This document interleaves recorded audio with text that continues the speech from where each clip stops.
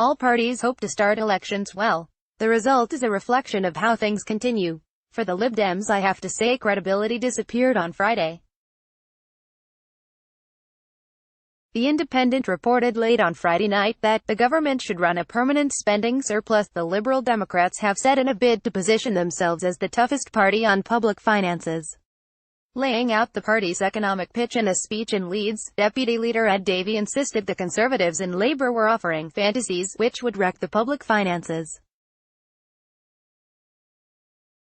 Sir Ed said that if they got into government, the LibDems would run a 1% surplus on current spending, meaning that day-to-day costs of public services would be lower than the amount raised in taxes.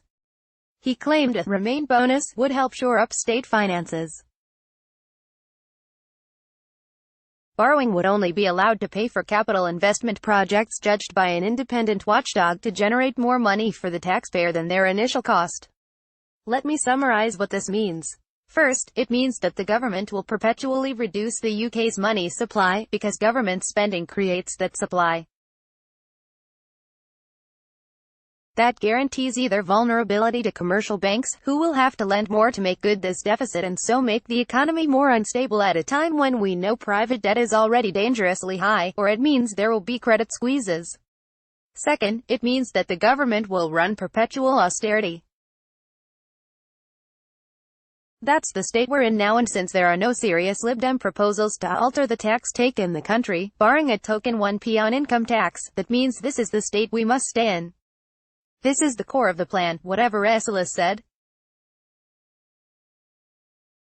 Third, this means that what the LibDems are saying is that, in the event of another crash resulting in reduced government revenue, as happened in 2008, they will cut all spending to balance the books, so reinforcing the downturn in the economy, whilst leaving millions of people without the help they will need, including the essential public servants like teachers and nurses, care workers, and those in the fire service who would have to be made redundant to achieve this goal of a balanced budget in that case.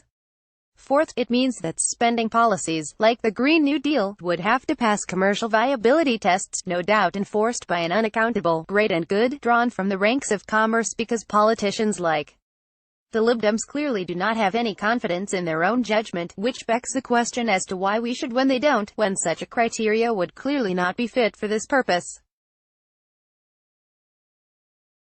I could go on, but let me summarize instead. This is hardcore, right-wing neoliberal economic illiteracy. It manages to make George Osborne look left-wing.